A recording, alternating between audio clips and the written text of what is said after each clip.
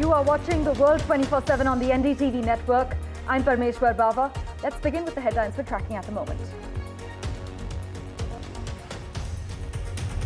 More than 60 million Americans are under winter weather alerts as a huge winter storm is forecast to bring the heaviest snowfall and coldest temperatures in over a decade.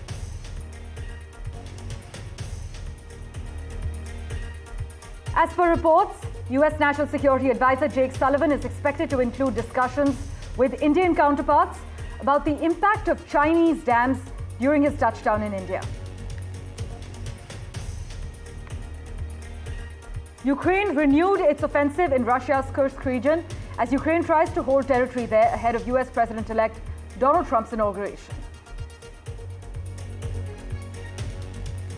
Canada has temporarily halted accepting new applications for parent and grandparent permanent residency sponsorships to focus on clearing the backlog of existing cases, according to a directive issued by the Immigration Minister.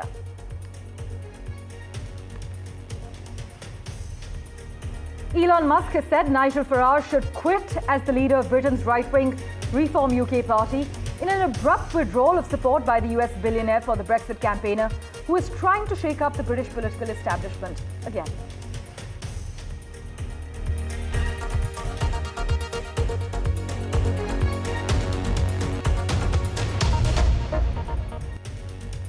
Well, our big focus, millions of Americans are in the grips of a huge winter storm that could bring the heaviest snowfall and coldest temperatures in over a decade.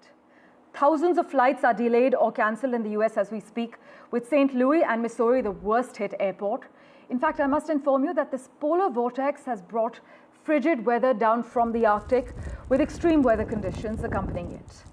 Kansas and Missouri are under blizzard warnings with whiteout conditions forecast, and a state of emergency has been imposed meanwhile in the states of Kentucky, Virginia, West Virginia, Kansas, Arkansas, and Missouri.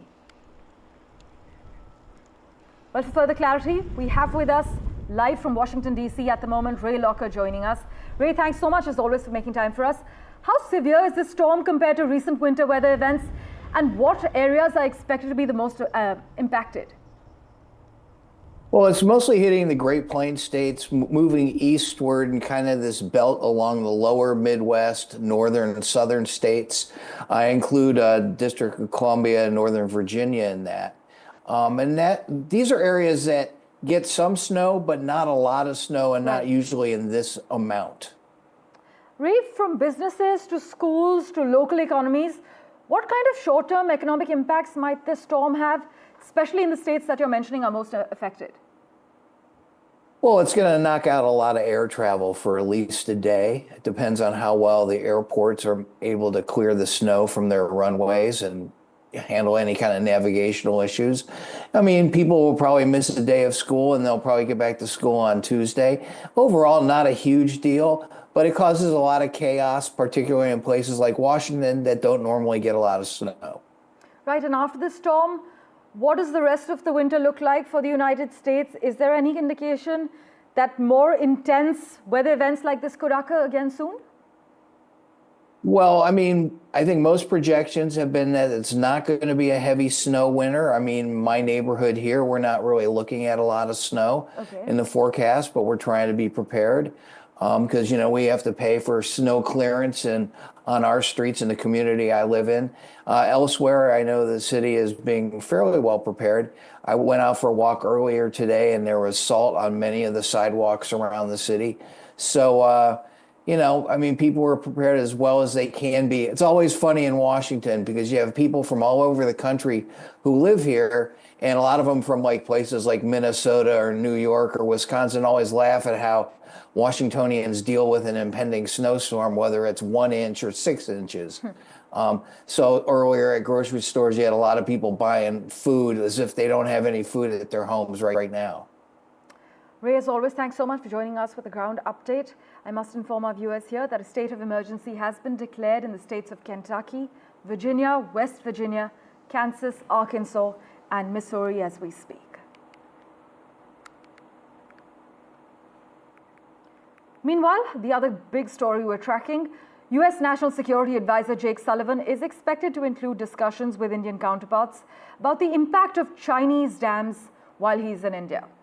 Reports add that Washington will discuss New Delhi's concerns during this visit, and the Indian government has said that it has conveyed its concerns to Beijing about China's plan to build this hydropower dam in Tibet on the Yarlung-Zangbo River, which flows into India. Chinese officials on record have said that hydropower projects in Tibet will not have a major impact on the environment or on downstream water supplies. This is what China maintains. My colleague Vishnu Shom has been tracking the finer details very closely. He joins us over the phone line at the moment. Vishnu, reports state that Jake Sullivan is expected to discuss Chinese dams during his touchdown here. Take us through what we know about his plan of action. I'm not sure that's going to be a priority at all in these talks. This is just a visit which concludes what has been a very active period of engagement between the United States and India. Jake Sullivan, as the National Security Advisor of the United States, is somebody who has been a key part of that. He'll be meeting the External Affairs Minister and the National Security Advisor. They'll be talking about semiconductors. That's part of the ISET process between India and the United States. They're also likely to perhaps bring up the entire issue of the supply of General Electric jet engines for India's Tejas fighters. That's been a process that's been delayed, the provision of these engines and the manufacture of these engines in India as well.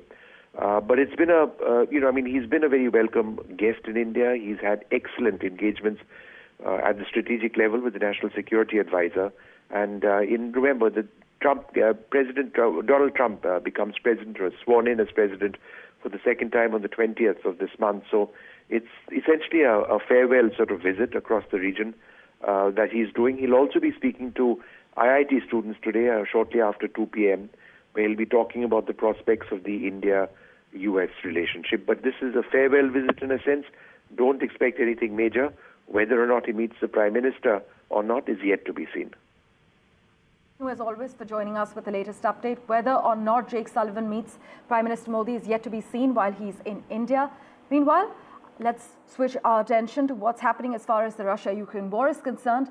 Kyiv has renewed its offensive in Russia's Kursk region as Ukraine tries to hold territory there ahead of US President-elect Donald Trump's inauguration. Now, since Ukraine's initial incursion into Kursk in August, the first invasion of Russia since World War II, Moscow has actually regained much of its lost territory. Trump, meanwhile, has vowed to end the war, and a stronger position on the battlefield could give Kyiv a better position in any future negotiations with Russia. This is what Ukraine President Zelensky described it as a very strong trump card. Meanwhile, Russia has declared a state of emergency in Crimea after an oil spill in the Black Sea last month. The spill, caused by a storm hitting 2 oil tankers on the 15th of December, led to contamination in the Kerch Strait area. Authorities say new traces of pollution needed urgent cleanup, and over 86,000 tons of contaminated sand and soil have been cleared so far by more than 10,000 workers.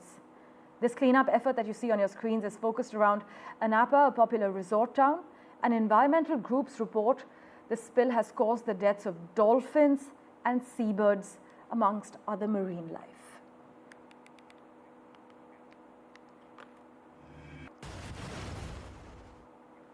But with that, let's turn our attention now to Canada, which has temporarily halted accepting new applications for parent and grandparent permanent residency sponsorships to focus on clearing the backlog of existing cases. This is according to a directive issued by the Immigration Minister, Mark Miller.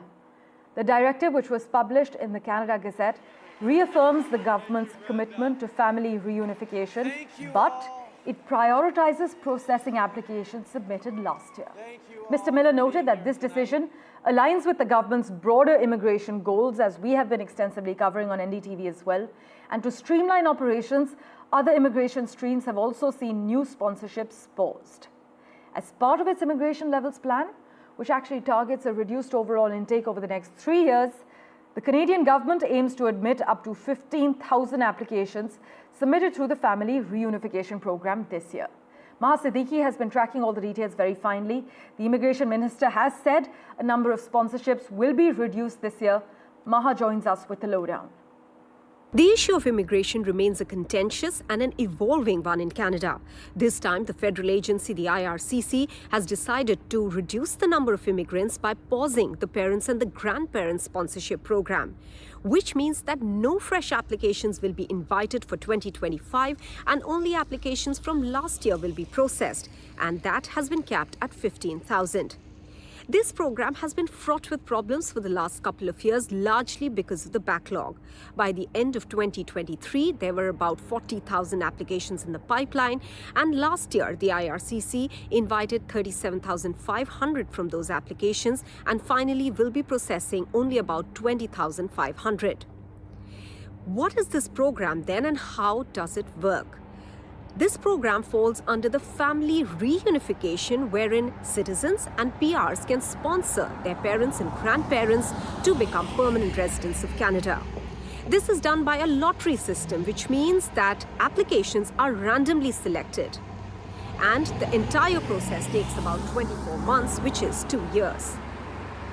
Let's look at this problem now, or rather this issue, in the larger context of immigration and this policy in Canada, one of the rallying points against the Liberal Trudeau government. So because of the negative sentiment that emerged against immigration for the first time in 5 decades in Canada, the Trudeau government decided to tweak the projected numbers, which have been reduced from the earlier projection of 500,000 PRs for 2025 and 2026 by 21% in 2025, that is reduced to 395,000, and for 2026 the reduction will be about 24% to 380,000 applications. And especially ahead of the elections, since this issue remains a contentious one for the government wants to be seen as doing something about their immigration policy. To the other big story we're tracking, the number of people with flu in hospital in England has quadrupled over the past month and is rising at a very concerning rate. This is what the NHS chiefs have warned. Latest data, in fact, shows that there were 5,000 patients with the virus being treated in hospital at the end of last week. That's almost 3.5 times higher than the same week in 2023, although not as high as in 2022. But the head of the Royal College of Emergency Medicine has said on record that pressure on hospitals is unacceptably awful in the UK, and the flu is pushing them to a breaking point. Meanwhile, the amount of acute respiratory illness causing Americans to seek healthcare is at a high level, according to the Centers for Disease Control and Prevention. In an update issued just on Friday last week, the CDC announced that in addition to COVID-19 activity increasing from low levels in most areas across the US, seasonal influenza activity continues to increase and is elevated across most of the country. Meanwhile, Elon Musk has said Nigel Farage should quit as the leader of Britain's right-wing Reform UK party. This is in an abrupt withdrawal of support by the US billionaire for the Brexit campaigner, who is trying to shake up the British political establishment again. The Reform Party needs a new leader. Farage doesn't have what it takes, is what Musk has said on his social media platform X, just a few hours after Farage described him as a friend who made Reform look cool.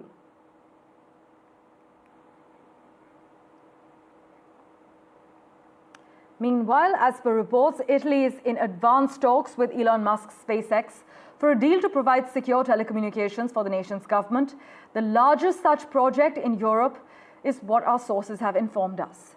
Discussions are ongoing and a final agreement on the 5-year contract hasn't been reached, is what reports add.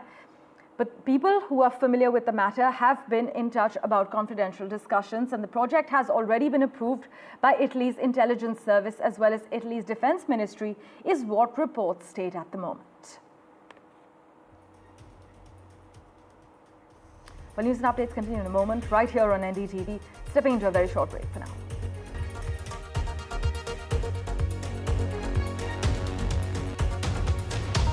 Well, India is all set to launch a massive American communication satellite that would allow making phone calls using direct connectivity from space.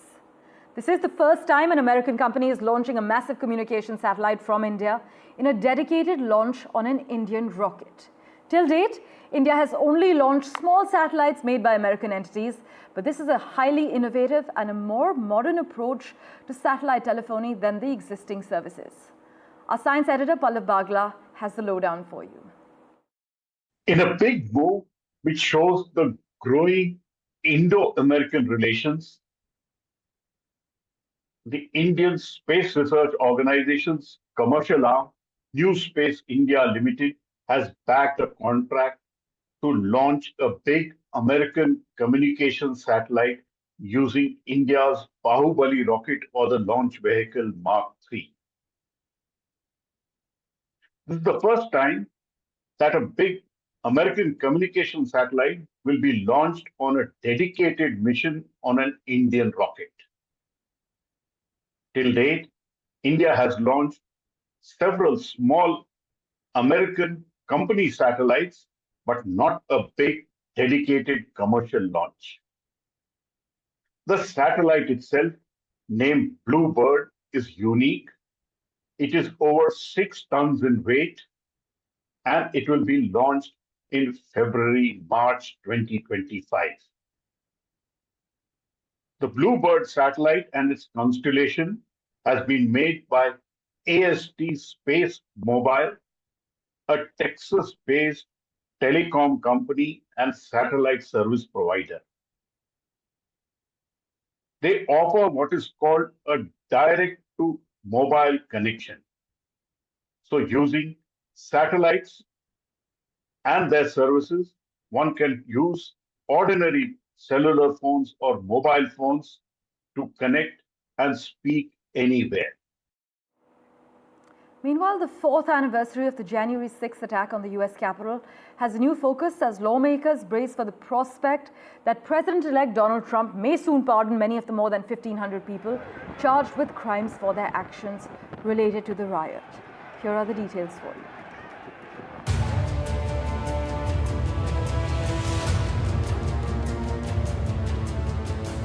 Four years ago, a mob of thousands stormed the U.S. Capitol, attempting to halt the peaceful transfer of power after Joe Biden's 2020 election victory. The insurrection shook the nation, upending a long-held tradition of certifying presidential elections. Fueled by Donald Trump's false claims of a stolen election, his supporters clashed with police and violently breached the Capitol, aiming to disrupt the certification of Biden's win. Since then, more than 1,500 have been charged. The FBI's investigation continues with as many as 30 arrests made each month as they track down those responsible. Trump, already preparing for his inauguration, has pledged to grant pardons to those involved in the riots on his first day in office. As the nation braces for President-elect Donald Trump to officially take office, D.C. law enforcement has ramped up security. However, they say there are no credible threats surrounding upcoming events, including certifying the 2024 election. Meanwhile, as Congress prepares to certify Trump's election win, the memory of January 6th has faded for some. For others, it remains a dark stain on American democracy. Samia Afsar, NDTV World. And as Donald Trump prepares for his inauguration, some of the legal cases that spilled out of Mr. Trump's first presidency will follow him into the second. Mr. Trump has signaled he plans to fight to postpone the scheduled sentencing for his criminal convictions set by Justice Juan Merchan of the New York Supreme Court for Friday. In social media posts this weekend, Mr. Trump railed against the justice, saying that he should be disbarred. Here are the finer details. I will fight for you with every breath in my body, and I will never, ever let you down. Donald Trump's criminal cases may be fading, but the legal battles are far from over. As the president-elect prepares to take the oath of office on January 20th, numerous lawsuits still threaten to cost him hundreds of millions of dollars. Just a year ago, Trump faced the weight of 4 criminal trials and massive civil penalties. But his stunning election victory on November 5th has changed the political landscape in the United States. Federal prosecutions have been dropped due to a Justice Department opinion shielding sitting presidents from prosecution. Meanwhile, appeals courts could scale back hefty civil judgments against him. But not all his legal troubles have evaporated.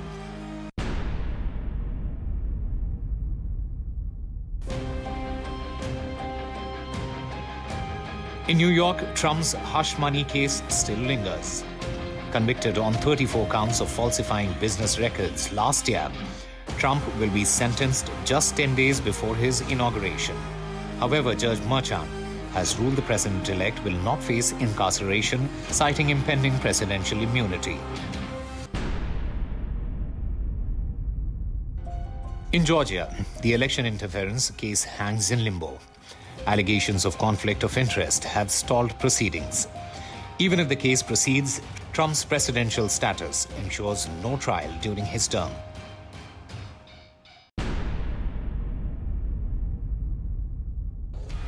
One of the most significant financial threats to the president-elect stems from a $350 million fraud judgment issued February last year by a New York court.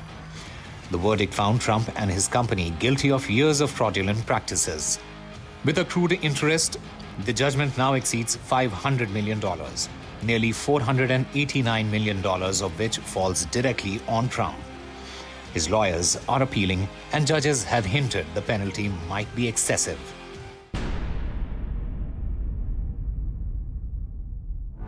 E. Jean Carroll's defamation verdicts against Trump total $87 million. Trump's appeals remain ongoing, but he argues presidential immunity should shield him from liability.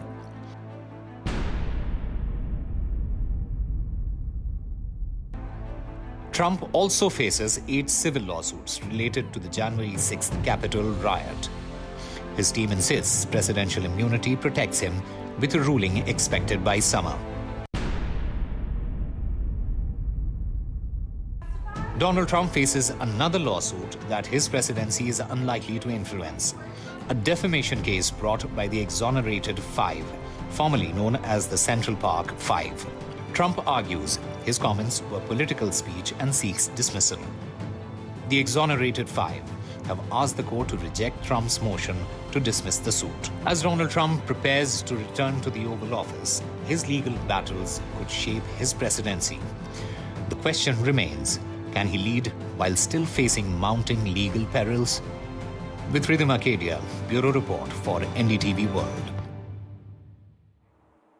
Meanwhile, Donald Trump announced key appointments to his White House team ahead of his inauguration on the 20th of this month.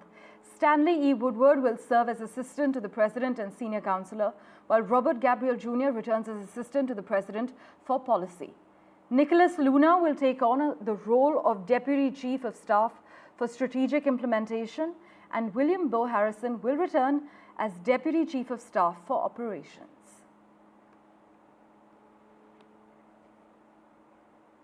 And finally, the 2025 Hollywood Awards season officially kick-started with the 82nd version of the Golden Globes.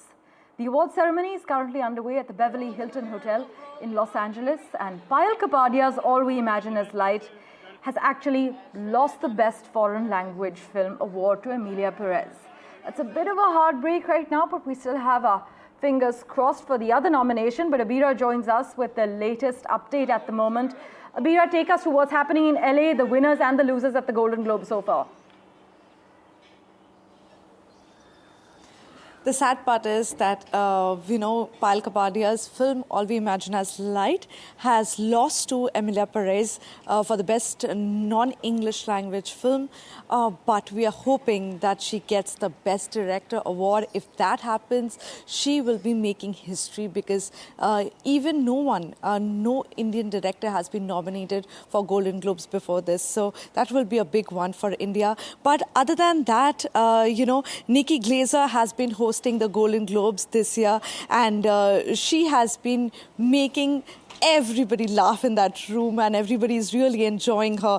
I'll give you the big awards that have been announced. The Best Supporting Actress has gone to Zoe Saldana for Emilia Perez. Emilia Perez had the most number of nominations this year for Golden Globes. So there's no surprise there.